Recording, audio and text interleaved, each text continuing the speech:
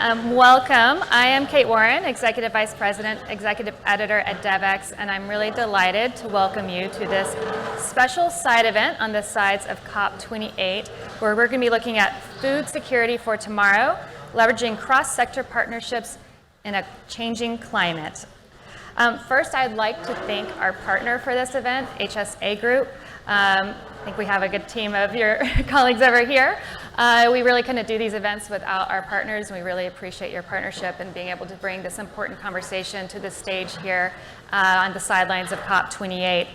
We actually are going to be doing a special signing after this event. We'll have a special signing ceremony between HSA Group and the Yemen Ministry of Water and Environment, so pretty exciting to be able to have that here in person. And then we will be continuing with our Climate Plus Summit, which will be all day here, where we'll be looking at the intersection of climate and food, health, energy, and finance. We actually will be kicking off with food, so hopefully you can all stay for that. You're more than welcome to stay. We are expecting quite a crowd, so probably a good idea to hold on to the good seats that you have since you got here first. And we have a full day of great speakers, workshops, networking breaks, a lunch, so feel free to stay with us as long as you can. But about today's event, to set some context, food is officially on the COP agenda this year. We have Food Day coming up on the 10th. And for fragile and conflict-affected areas that already have very weakened food systems, climate-induced events, extreme weather can really be devastating. And according to the World Bank, about 80% of the global population most at risk of food hunger from climate change live in places where most of the families depend on farming for livelihood and food, and those tend to be in places like Sub-Saharan Africa, South Asia, and Southeast Asia. We'll be taking a look in Yemen, for example, one of the most arid places in the world. Over half of the population is food insecure.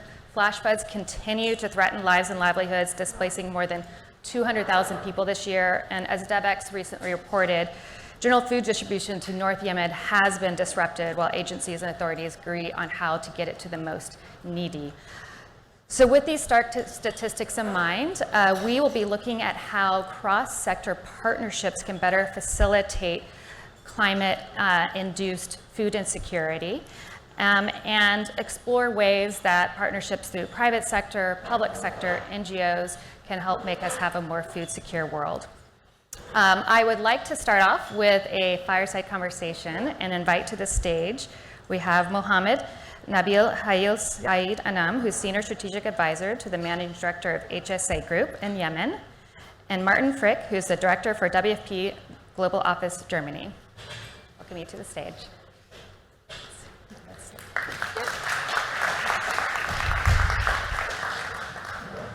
Well, thank you both for joining us today. I know it's been a very busy week. Today is supposed to be the day of rest. We're not letting you guys rest. But when it comes to climate, I don't think we can afford to rest. But I do appreciate you all being here today. To set the scene, I would like to start with you, Mohammed. Can you tell us a little bit about the food security crisis facing Yemen and how climate change is really aggravating it? Well, good to be with you, Kate, and obviously to connect with friends and like-minded organization. I think when we talk about Yemen, we usually talk about Yemen in the context of war, in the context of conflict, but not so much in the context of climate change. And I think the key reason we wanted to shed light today is the impact of climate change. For so many who don't know, Yemen is one of the world's most vulnerable countries to climate change. By the ND Gain Index, Yemen ranks the 22nd most vulnerable country, but also the 12th most country that is not ready to respond to climate change and impact. So not only the country has been impacted by a devastating war for the past few years, but also has been fighting the impact of climate change across the years. I mean, Yemen has been facing more floods that is more frequent and more severe. Only in the past 6 years, Yemen was hit by 6 cyclones compared to only 4 in the past in the past 25 years. So the situation has been increasing. But also this has been having a significant impact to sectors like agriculture, where farmers have been facing a lot of challenges in terms of water scarcity, but also more broadly has Yemen faced in 2022 the driest year. So the situation is difficult, but also I think we talk about food security today. Around 50%, actually 60% of the whole country are facing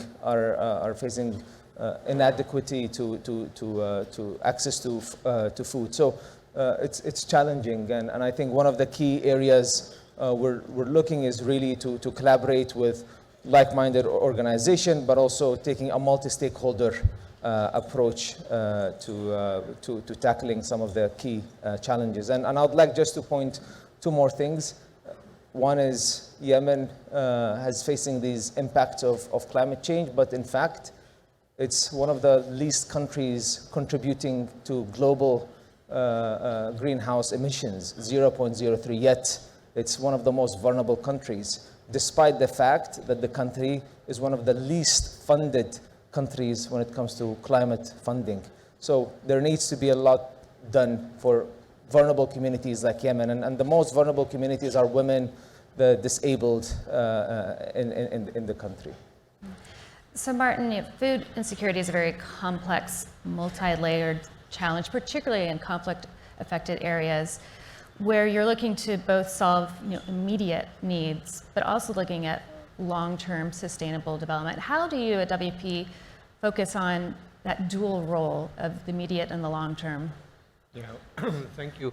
WFP has indeed a double role. A humanitarian organization, we're helping everywhere where there is an immediate need, but we are also helping people in the long term to get out of the crisis.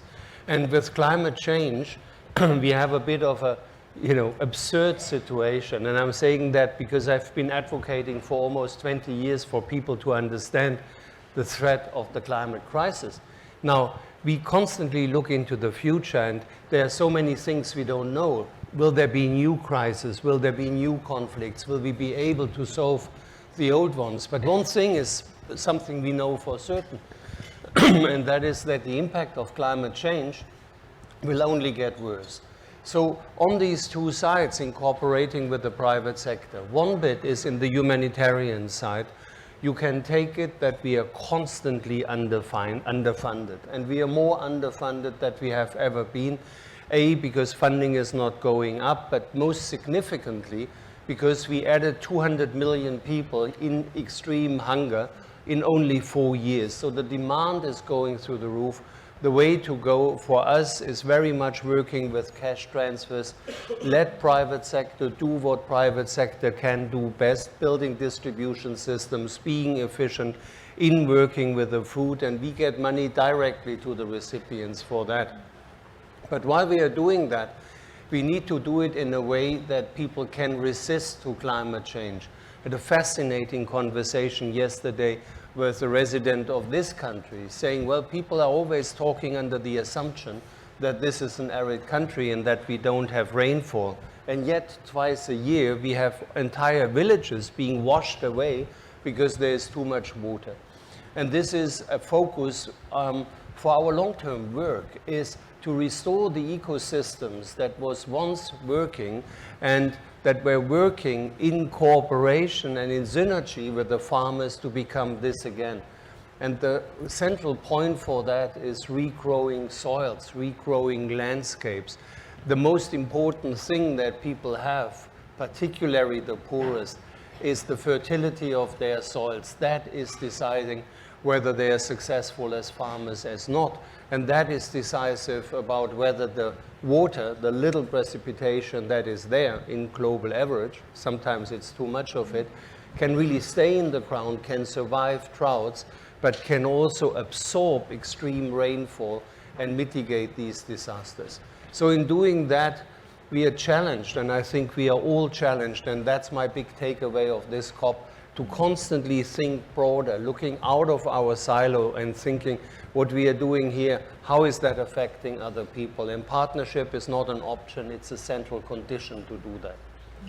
And Mohammed, you've partnered with WFP on some school feeding programs. How do you think these multi-stakeholder partnerships can better facilitate that long-term sustainable development? And, what are some of the critical components for creating a successful partnership?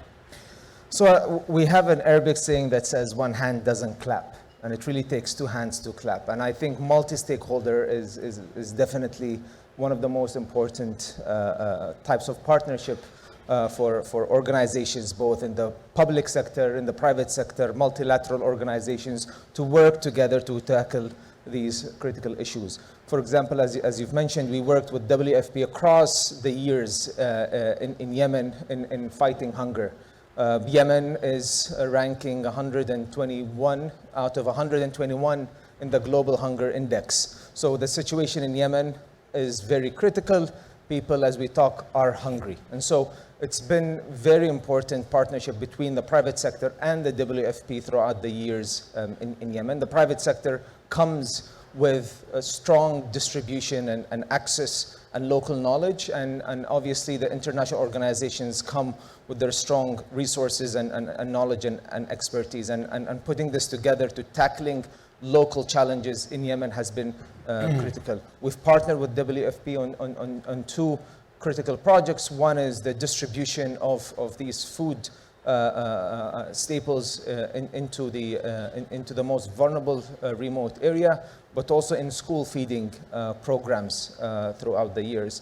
But I would like also to add one more point here, is that Yemen is also facing a water crisis, which is also impacting farmers in many parts of the country.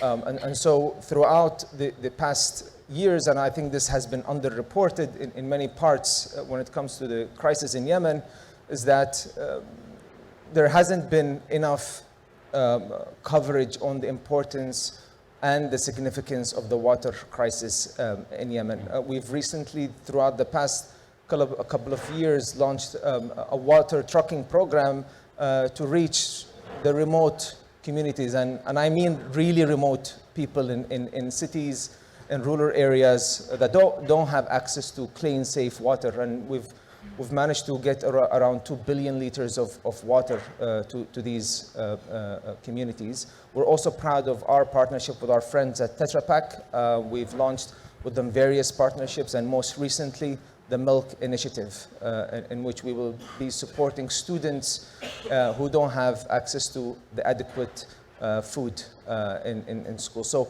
we're ramping up our support in this partnership, and obviously our partnership with the IFC and the World Bank in providing support to Yemen's private sector. And so, Martin, you previously served as the Deputy Special Envoy to the Food System Summit in 2021. Which ways do you think the food community could better partner with the private sector? And Mohammed talked a bit about Yemen has great need, yet very little investment. I assume a lot of it is perceptions of heightened risk, but how are you thinking about the food community and the ways that they try to work with the private sector, and maybe ways it could be better done? Yeah, thank you. I think everybody comes now to the recognition that the whole operating system that is enabling a private sector company, that is enabling a government, that is enabling any community on the planet, is actually depending on a couple of things that we have taken as a given, but they are not a given anymore. And so our cooperation needs to be based on this understanding that we reached a critical threshold. Now, there is this famous work of Johann Rockström of the planetary boundaries. And if you look at the planetary boundaries, I can't see a single one that is not related to food production and food distribution. Now, you mentioned the Food System Summit. I think the Food System Summit did one thing that was quite innovative for a UN summit. Normally, a UN summit looks like that. A lot of people coming somewhere, talking to each other. We had COVID, so we did that virtually. But what the Food System Summit tried to do and actually started is to bring that conference room to the countries and to encourage governments to have their discussion in a multi-stakeholder setting. I think conversations like that are the key. And it took a moment to actually make heads of state understand that the Minister of Agriculture is not just dealing on a sector. It's actually a key player when it goes about youth, rural development, health, climate change, and so on. So on every level where people are working on similar sectors, we need these conversations, we need these understandings, and sometimes we can come to astonishing partnerships when we understand that exactly where our competencies end, the next one is extremely good at. Mohammed mentioned the example of milling and distributing for the World Food Programme. This goes exactly hand in hand with the cash transfers. So we can target people who need the money. We know exactly where they are. We can distribute the money. But more often than not, leaving it to the private sector where the food is coming from and how the infrastructure works is a much more cost-efficient way of doing that. And then, of course, many of the companies we are working with, yours is a commendable example as well, are not only hard-nosed business partners, but they also put the hand in their own pocket and top up what we are doing and helping us being more efficient in what we are doing. Well, we're here at COP28, obviously Food Day is coming up on the 10th, and the events like this bring together partners from public sector, private sector, governments. How are you seeing reception to exploring ways to do this better, understanding the great urgent needs, and what are you hoping to see come out of this COP? So I think still a lot of people look at Yemen in the context of war, in the context of conflict, but not so much in the context of the impacts of climate change affecting Yemen. We want to be able to advocate more and for people to understand the impacts of climate change in Yemen. We want to see more from the international community to ramp up support to fund climate activities supporting Yemen's response. As I said, one is the Yemen being the most vulnerable country, but also the least ready to respond to this climate change crisis. And we want to be able to get that support in partnership with civil society organizations, community leaders, private sector, international organizations, and the international community. So we want to see more support from these stakeholders to ramp up Yemen's capabilities when it comes to either getting ready for these such crises and so on. Well, in our remaining minute together, what would you like the people in this room to leave with on how to better pursue multi-stakeholder partnerships for food insecurity? I think, obviously, partnering with the private sector, civil society organization, and the wider stakeholder is so important to tackling the most challenging issues facing local communities. Especially, I'm not talking only in Yemen, but in conflict-affected states like Yemen. We've seen the impact of this multi-stakeholder approach in Yemen, but also in other countries, and we need to be able to see more support, because what we've seen is that local knowledge, local legitimacy, and local expertise does also work for a more sustainable intervention in partnership with our friends like the WFP throughout the years. Martin, any closing thoughts? Very briefly, Mohammed, you alluded to it. We are seeing the impacts of climate change worst in the countries that contributed least. Yes. It's a simple fact. Climate justice is something that is now established as a guiding principle also for OECD governments. I think now it's the time to produce climate justice, and you produce climate justice by supporting smallholder farmers more often than not to rediscover what their grandparents still knew, the traditional methods. And if you do that, it's not only a moral obligation, it's not only charity, but it's actually a key driver for a global solution to get carbon out of the atmosphere, back in the soil, and to get humidity. We have 5% more water in the atmosphere than 20 years ago, back in the soils, and to mitigate these extreme weather events that are continuously plaguing us. Well, Martin Mohammed, thank you so much for helping us set the stage. We will be continuing with a panel discussion, but for now, please join me in thanking our two panelists here. I would now like to welcome to the stage our panelists, Naguib Mohammed Ahmed, who's the Deputy Minister of Water and Environment for the Republic of Yemen. We have Abdullah Jeffrey, who is the Senior Regional Manager for the International Finance Corporation. Johan Swinnen, the Managing Director of Systems Transformation at CGIAR and Director General for IFPRI. And we have Sonia Kayani, who's the Communications Director for Greater Middle East and Central Asia at Tetra Pak. So thank you all for joining us for this conversation today. I wanted to start out with the Deputy Minister, Ahmed, and thank you very much for joining us. I know you are filling in last minute, so we're really throwing you on the stage here.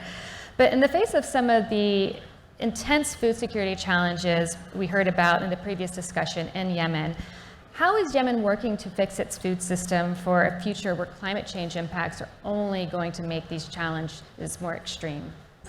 طبعا التحديات كبيرة في اليمن، وأشاروا الأخوة المتحدثين الأخ محمد نبيل أشار إلى عدد من القضايا المتعلقة في أزمة اليمن. There are so many challenges Yemen is facing in terms of food security. وتمت الإشارة طبعا إلى التغيرات المناخية وأيضا التدخلات.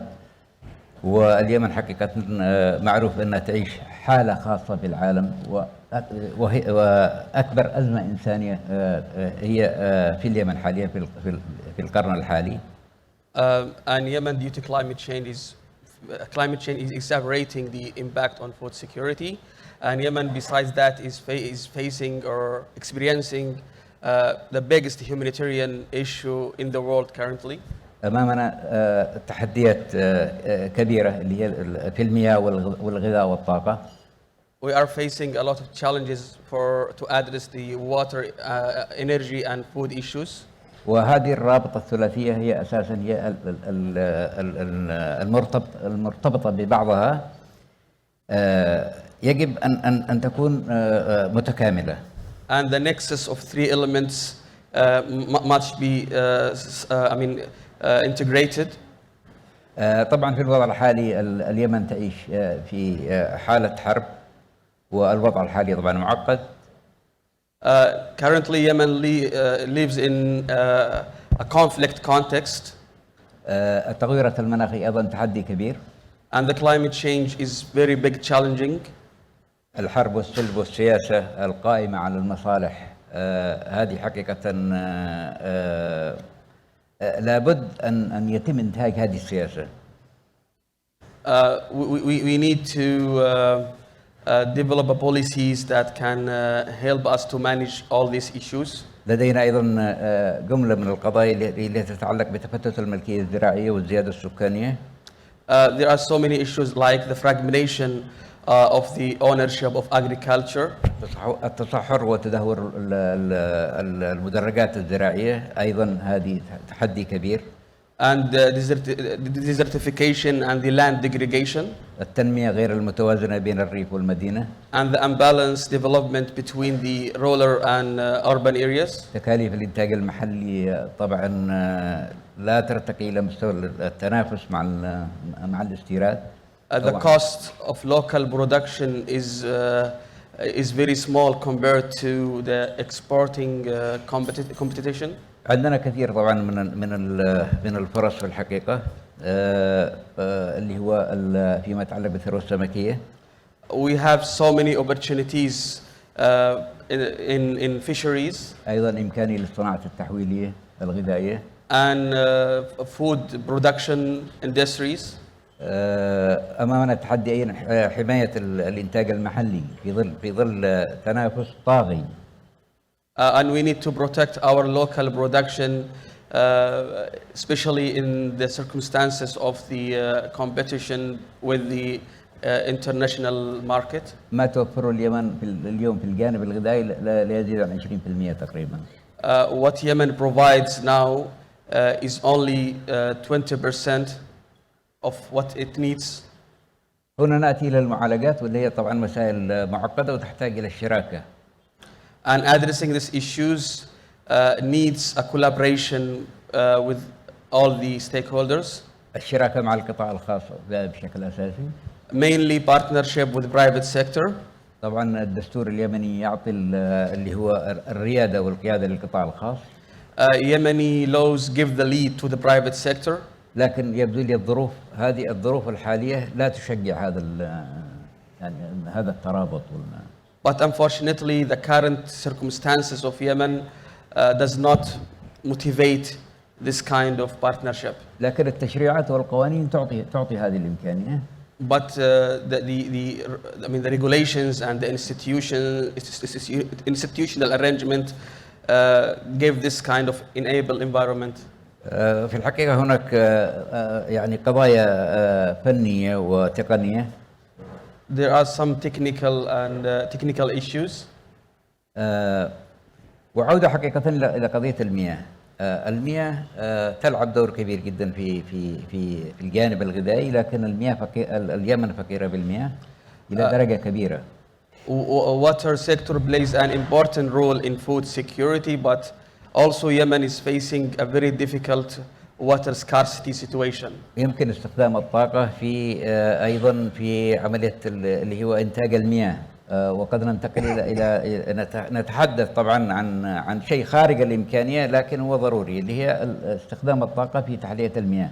Energy can be used in water production and water supply, especially through the sea desalination option. طبعا هذه كفكرة لكنها غير قابلة للتحقيق في الظروف الحالية. It's a good idea, but we still face some difficulties to achieve it. ولكن هي بالتأكيد هي ضرورة في الأخير. But it is a very necessary and option or a critical or strategic adaptation option for us in water sector. هذا باختصار حول السؤال وشكرا جزيلا. Thank you. So Abdullah, I would like to bring you into the conversation. The Deputy Minister talked about a lot of the opportunity, but a real lack of investment in the private sector. And you see that a lot of conflict affected areas. The risks feel very high. So how is IFC looking to help encourage and promote private sector investment, particularly in places like Yemen? Thank you very much for the question and for having me on this panel. I think having this discussion alongside COP28 is very timely. As you know, over the last few years, when the climate discussion started, everybody was focused on mitigating the impact on climate. But as climate change is actually happening, the discussion has shifted for adaptation. And adaptation has been paid a lot of lip service over the last few years, but investments have not been going towards adaptation, not even close to what we estimate to be needed to adapt to climate change. Now, food security is a key component of adaptation to climate change. So when investors and donors complain about not having opportunities to invest in adaptation, food security is the solution, especially in low-income countries, where, as it was said in the previous discussion, they contributed the least to climate change, but they are suffering the most impact from climate change. So this is a very timely discussion. I think one solution is, it's a challenge bringing investments to developing markets, especially low income, not only on adaptation, on all aspects, because of the risks that are perceived to be in these markets. One solution that DFIs such as IFC have to address this is to mobilize concessional financing. Concessional financing helps lowers the risks and balance the risk-return formula that will mobilize the private capital that is needed to come into these markets. I cite two examples. One is as part of the Global Agriculture and Food Security Platform. This is a program that was launched by the G8 countries, and an offshoot of that is the private sector window. This is a program that was entrusted to IFC to help lower risks in developing markets, which will mobilize capital. One partnership that was very successful in that is the partnership with HSA, where we partnered with them to invest in Yemen. Yemen, one of the most challenging markets, as it has been said, to invest in, just by mobilizing some funding in concessional financing allowed to mobilize this investment and allowed us to invest in Yemen after 10 years of being unable to invest in Yemen. So concessional financing is an important factor in solving this challenge.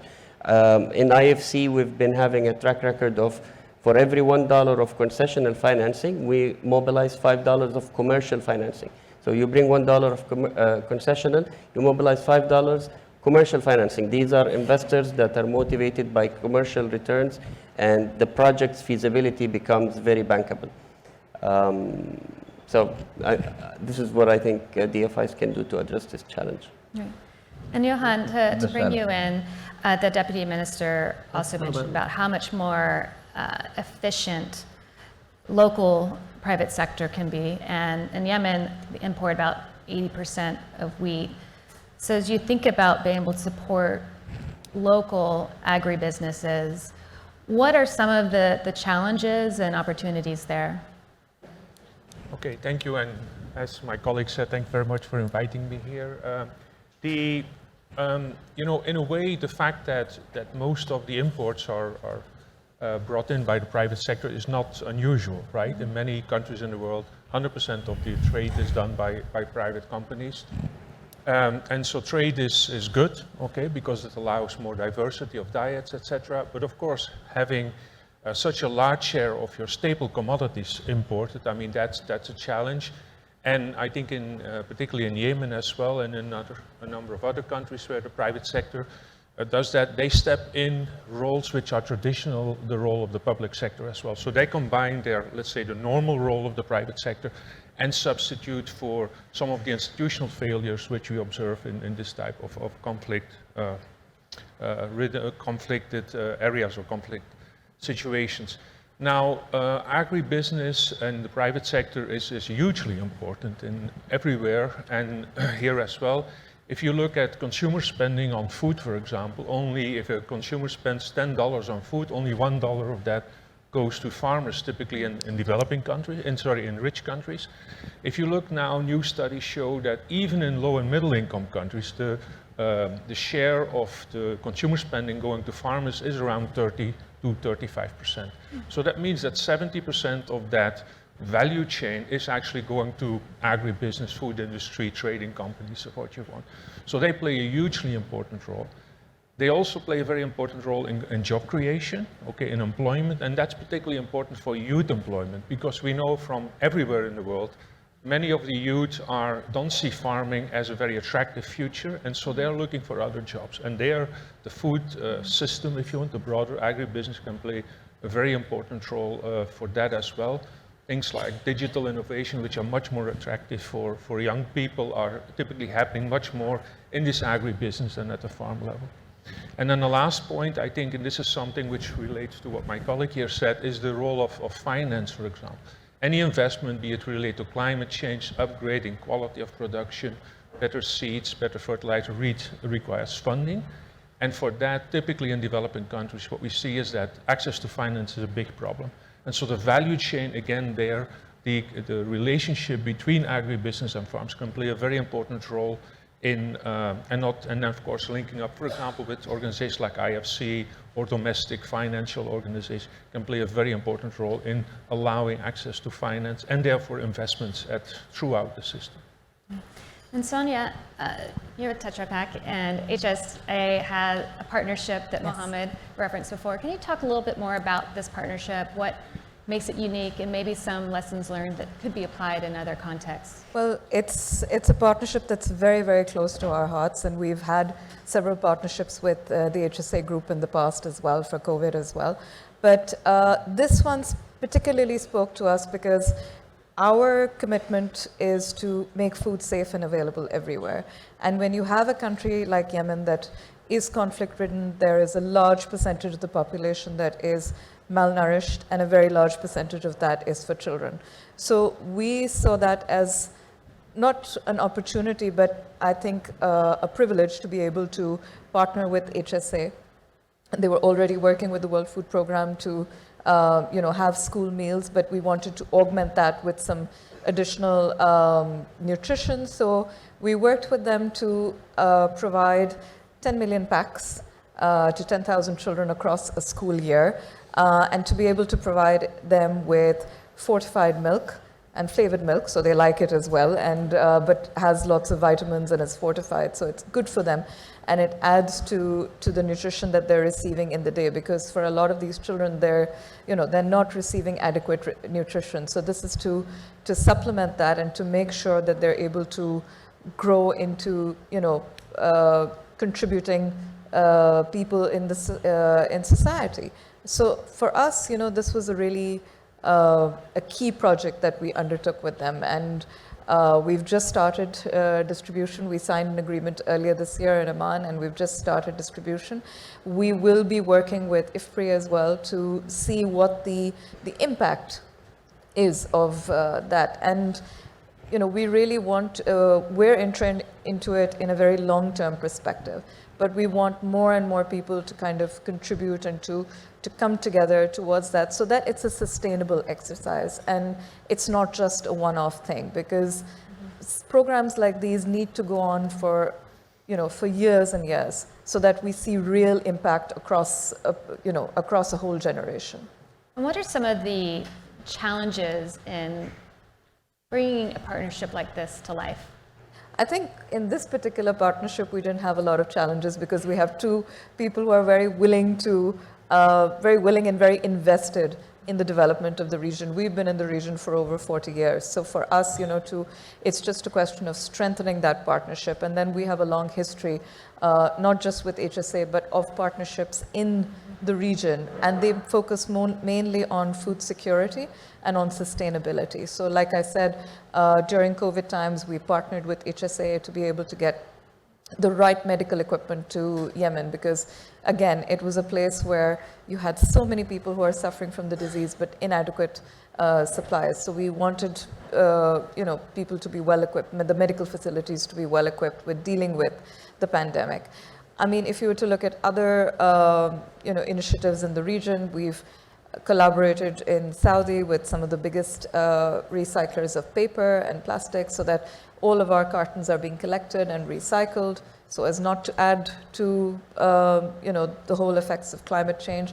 And we've just recently, during COP, we've signed on with Union Paper Mills, which are one of the biggest paper mills in the UAE, to collect and recycle our cartons. So for us, I mean, partnership is a very natural way of getting forward, whether it's to address food insecurity, or whether it's to address issues which affect sustainability, like recycling and climate change. Thank you. Well, Deputy Minister, would love to hear from a government perspective, what are the most challenging aspects of cross-sector partnerships, and what are the ingredients to ensuring a good partnership? طبعا بالنسبة لليمن هي تواجه تحديات كثيرة في هذا الجانب. In this, for this, Yemen is facing a lot of challenging. عندنا اللي هي التحديات التشريعية، اللي هي تطوير الجانب التشريعي. Institutional and regulation challenges. أيضا خلق الثقة مع الشركاء الآخرين. And building trust with the other partners. طبعا توسيع اللي هي شراكة القطاع الخاص على وفقا للمبدأ الدستوري. Expand the partnership, including the private sector based on the Yemeni laws. خلق الثقة والعلاقة بشكل جيد مع الشركاء وبالذات القطاع الخاص. Create a good partnership, especially with the private sector. وهناك أيضا قضايا أخرى اللي هو لابد من الاستفادة من التمويلات الخاصة بالتغيرات المناخية، وهذا موضوع غاية في الأهمية في الحقيقة. There are other issues, especially how to utilize or efficiently utilize the climate finance from the different funds. اليمن حتى الآن لم تستطيع الحصول على أي فند في هذا الجانب. Yemen is facing some difficulties to access climate finance, and the climate finance mobilized to Yemen is still very, very low compared to the needs. ونحن حقيقة نأمل في القطاع الخاص أن يتقدم لهذا الموضوع.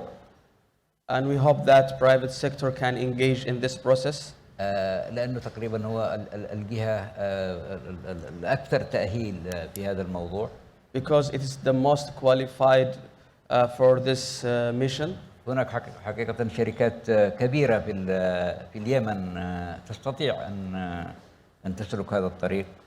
There are some companies and private sector groups who can be part of this process. على سبيل المثال اللي هو شركات هاي سعيدة نعم. Like the HSA Group. عندهم القدرة حقيقة في الوصول إلى هذه التمويلات.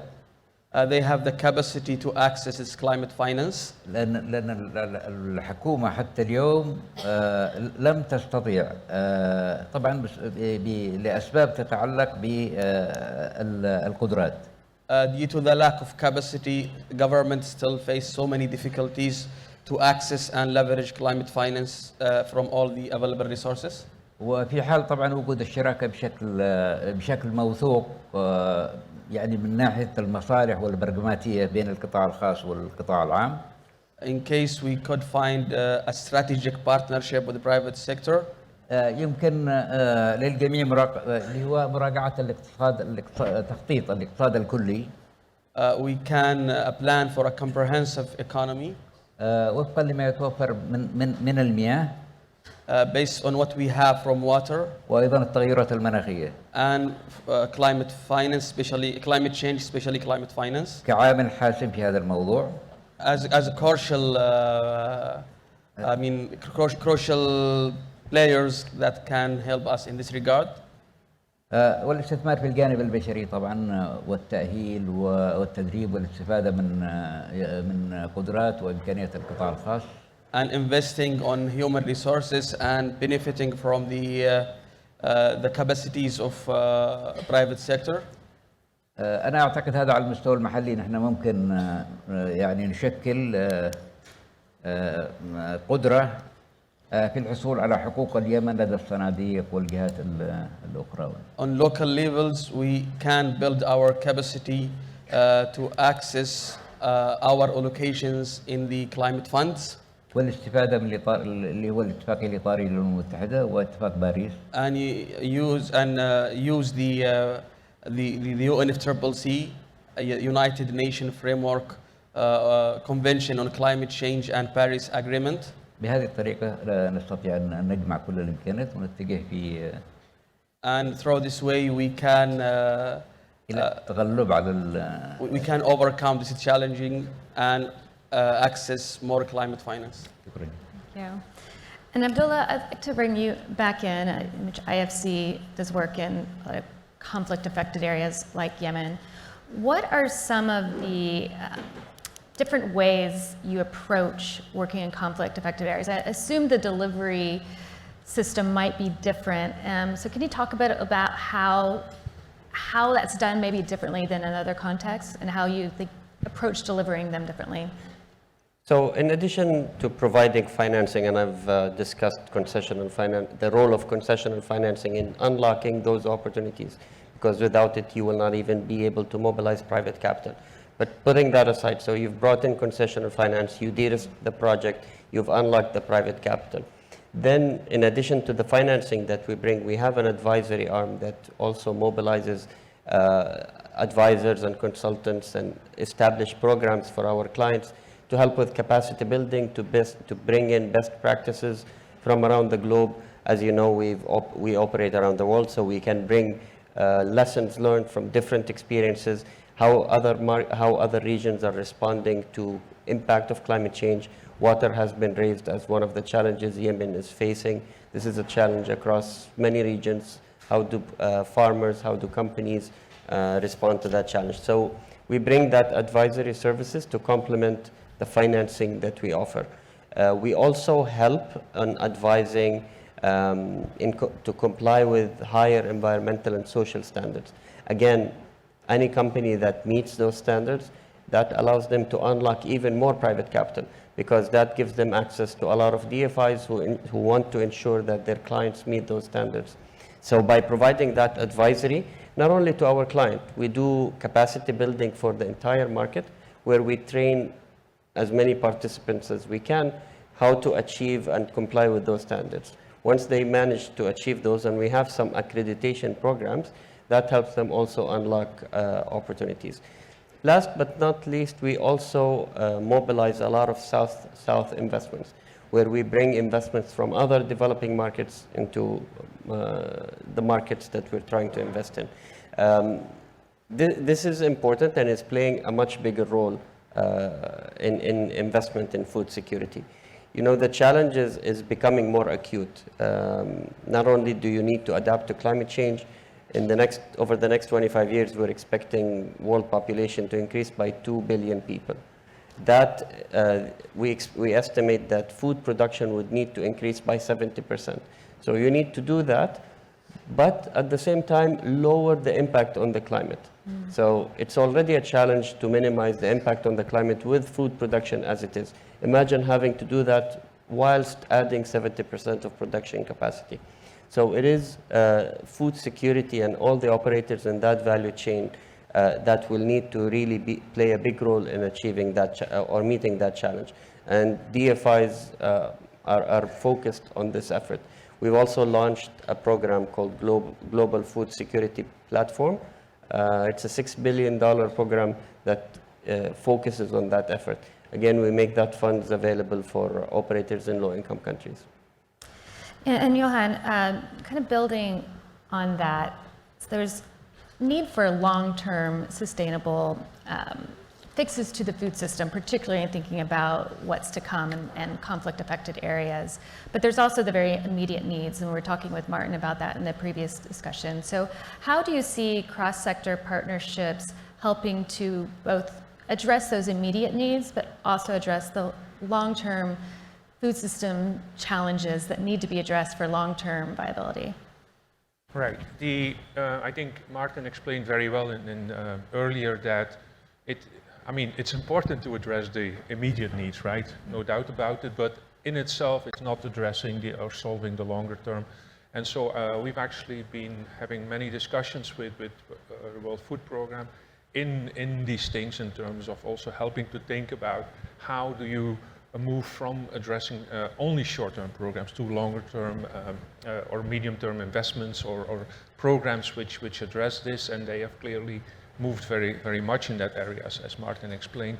So it's really crucial. And so in partnerships, in let's say in a well-functioning environment, okay, marketing or economy in general, you have a role for the private sector, for the public sector, and for, let's say, different actors, like it could be international organizations, local cooperatives, or NGOs, etc., because they all have an important function to play, and the private sector in itself often does not address certain things related to externalities, not basically there may be issues of access to food for the poorest, etc., and that's where the public sector typically steps in and helps with that. And there are a number of areas. Also, for example, in terms of food regulations, food standards, we see that most countries in the world have public regulations, but at the same time, there's a lot of private norms and standards in the food system, and they typically work complementary with each other. I think here, what is very interesting is that, so we are working, the program which is implemented relates to nutrition, which AHSA and Tetra Pak are implementing on food programs at school feeding programs, and so we're helping to evaluate that. So it's a very interesting basically example where the private sector and a partnership within the private sector is doing something that in many other countries is done by the public sector. So I don't think in the world there is like, this is the ultimate model, that's the only model. There's different models that are possible. So they relate to culture, they relate to history, etc. But they also relate to the fact that in some cases, some of the institutions are not there, and so other partners have to step in. And I think nutrition is a very good example in this case, because in nutrition you need to, so this relates both to undernutrition, but also to obesity, which is a hugely growing problem in the world. You need a change in consumer behavior. At the same time, the private sector can play a very important role in basically the reformulation of the products that it's offering, which is in this case. And we know some of our earlier findings was that even if you offer nutritious food, people may not want to eat it, right? And we also see that in our early work on the kids who The flavored milk. Exactly. prefer the other stuff really, okay? And so I think the partnership can play a very important role in these things at different levels of the chain. Yeah, and we are going to open up the floor to a couple of audience questions. But before we move on, Sonia, how can multilaterals, NGOs, governments better partner with a company like Tetra Pak? I think Mr. Nabil said it very well in the last panel. You can only clap with two hands. And I think especially that's a model that we've always followed at Tetra Pak, is to enter into partnerships, whether it be with our customers, whether it be with government stakeholders, to try and create a more sustainable value chain.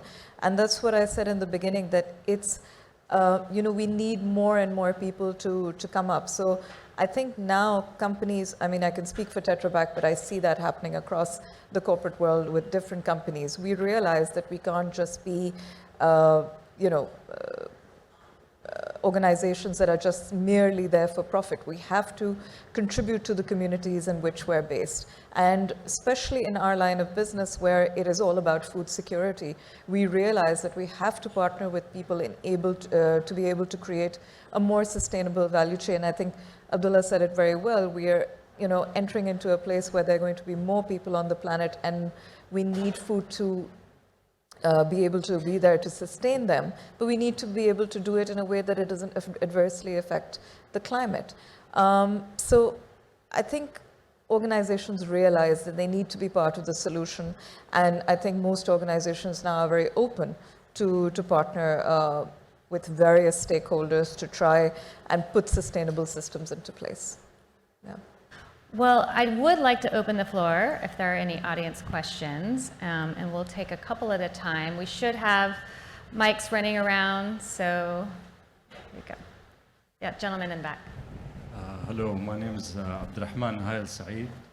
My question is in regards to which extent, and this is an open question to the audience, to which extent is the priming of the use of certain labels and words such as climate change, challenge, global warming, impact, etc., sustainability, is actually the problem in frameworking or creating actual principled changes that are based on philosophies rather than PR.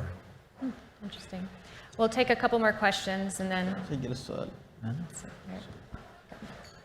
Hello, can you hear me? Yes.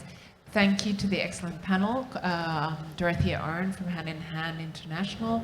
I have a question to Sonia. If she could share a bit more around the learnings from the milk program across other countries, that will be fascinating. So I think we have several programs running around the world, and I have my colleague in the back there, Mayank, who's the maestro for all kind of world school programs. So, but we have a very, I think, intensive network across the world where we run these programs, and we've been running them for years in countries in Africa, Asia.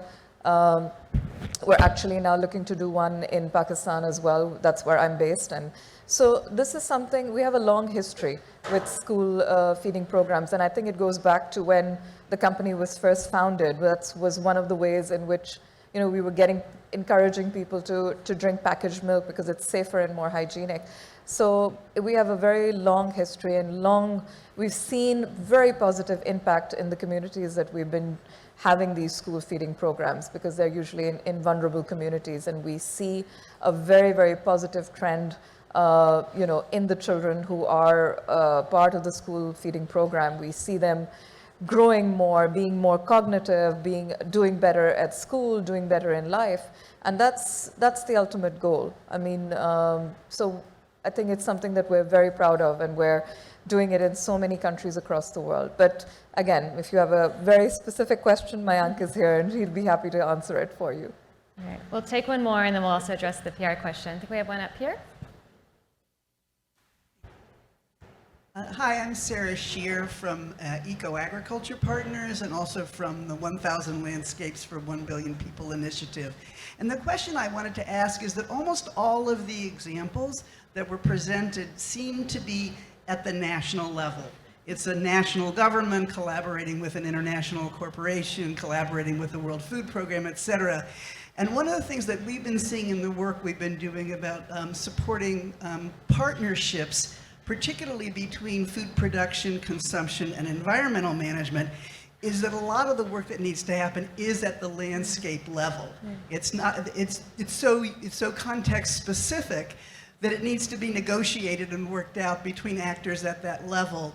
And what we're seeing is very few governments and international organizations have set up any kind of support system to help groups do this at the landscape level.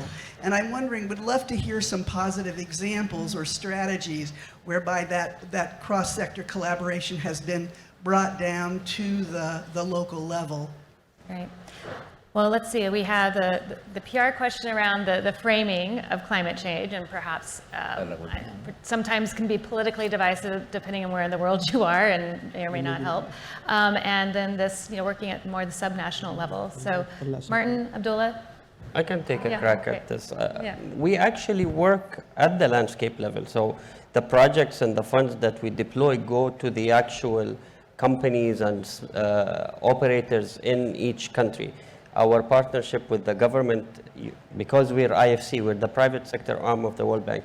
So partnership and working with the government, that's the other part of the World Bank group that undertakes that responsibility. But for us, we deal directly with the operators. Now, we deal with companies like HSA, big international group that invests in challenging areas like Yemen, but we also try to reach small farmers. So we have SME products where we partner with banks, and we partner with microfinance institutions. We partner with cooperatives to help give them funds and capacity training to be able to deploy those funds to farmers. We also work with our clients on farmer outreach programs. So whenever we invest with a big company who's working with 50 or 100 farmers, we ensure that our program extends and the benefits of it extend to those farmers. So this is the level that we operate at. Now, of course, it's difficult to operate on smaller projects, so we usually operate with an implementer. So to reach small farmers, we partner with microfinance institutions where we give the financing to microfinance lender, and they will administer the disbursement and collection of loans. So I don't know if anybody else want to add. I'm not sure I understand how does that apply at the landscape level. Well, maybe that can be a host conversation. We can carry that. I can also respond to the labels question. Yeah. I think labels are very powerful because they frame the challenge and they have an impact on what solutions you pursue. If you remember, climate change used to be called global warming. And then people were saying, well, it's too cold in the winter. How can it be global warming? So then, no, this is climate change. The climate is changing.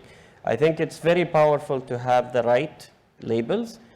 And I think one outcome of focusing on labels is the breakdown between focusing on mitigation versus adaptation.